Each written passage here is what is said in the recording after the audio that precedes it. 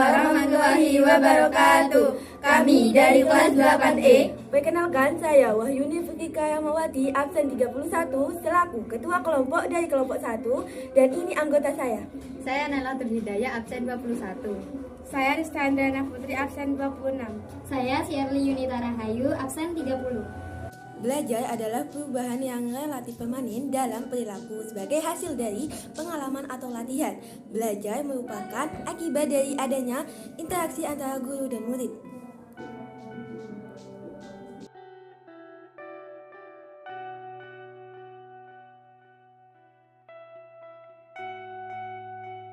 Ada dua macam faktor, yaitu faktor internal dan faktor eksternal. Faktor internal yaitu faktor yang berasal dari dalam diri siswa. Yang termasuk faktor ini adalah B. Faktor eksternal yaitu faktor yang berasal dari luar diri siswa. Yang termasuk ke dalam faktor eksternal adalah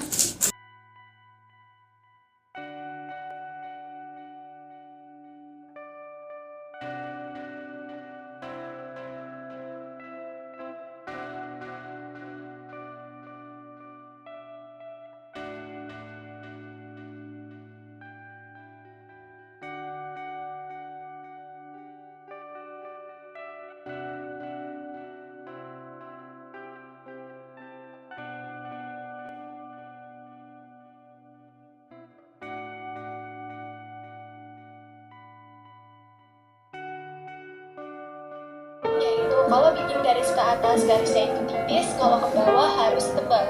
Jadi ini juga berlaku untuk bikin full lettering yang menggunakan pensil, pulpen ataupun spidol. Dan di sini aku nunjukinnya pakai pulpen ya, tapi kalian tetap bisa kok pakai spidol ataupun pakai pensil.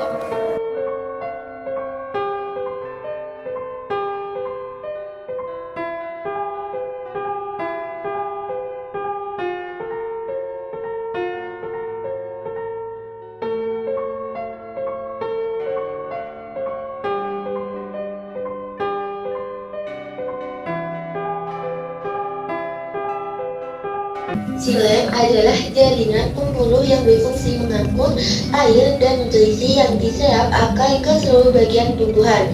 Sedangkan floem pada tumbuhan berpembuluh fungsinya mengangkut zat organik hasil fotosintesis atau makanan seperti gula dari daun ke seluruh bagian tumbuhan. Untuk mengetahui bakat yang kita miliki, salah satu caranya ialah mempraktekkan langsung kreativitas yang kita miliki. Seperti yang ada dalam video saya ini, saya sedang membuat kerajinan kupu-kupu dari selembar kertas. Saat sedang praktek, kita memerlukan konsentrasi dan suasana yang tenang.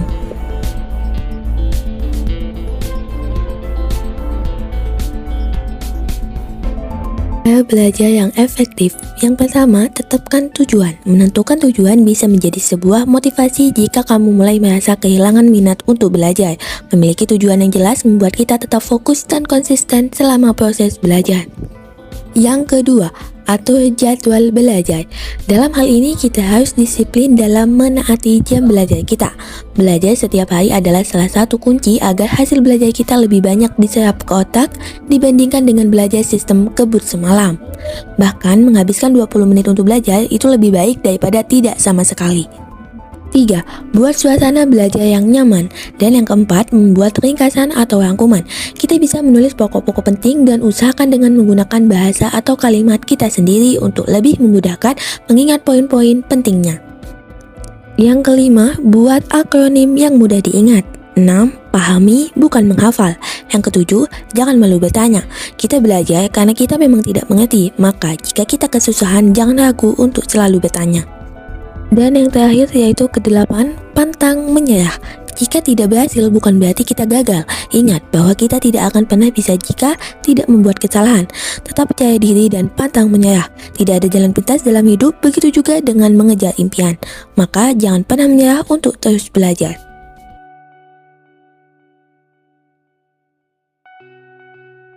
Menyontek merupakan suatu perbuatan atau cara-cara yang tidak jujur, curang, dan menghalalkan segala macam cara yang dilakukan seseorang untuk mencapai nilai yang terbaik dalam menyelesaikan tugas, terutama pada ulangan atau ujian.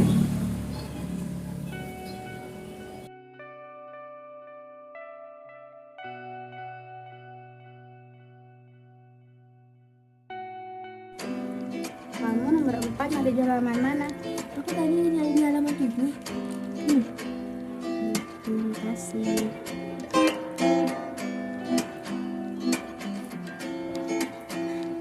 Lagi ngerjain apa tuh? Lagi ngerjain tugas PKN. Bisa aku duluan ya? Duluan? Ya. Kayaknya susah deh. Kok ada? Lihat tuh di. Woi, di buku ada kali gitu loh. Faktor penyebab menyontek. Menurut Nugroho, yang menjadi penyebab munculnya tindakan menyontek bisa dipengaruhi beberapa hal baik yang bersifat dari dalam internal maupun dari luar eksternal. 1. Faktor dalam diri sendiri. 2. Faktor dari guru. 3. Faktor dari orang tua. Dan 4. Faktor dari sistem pendidikan.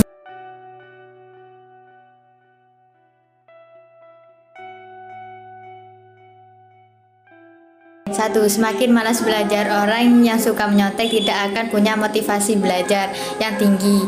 Mereka justru semakin malas belajar dan mengandalkan contekan ketika menghadapi ujian. 2. Meragukan kemampuan sendiri saat terbiasa menyontek, sama saja membuat tergantung pada contekan dan tidak berani ujian tanpa contekan. 3. Menghambat kreativitas ketika terbiasa menyontek, akan kesulitan untuk mengembangkan ide dan kreativitas.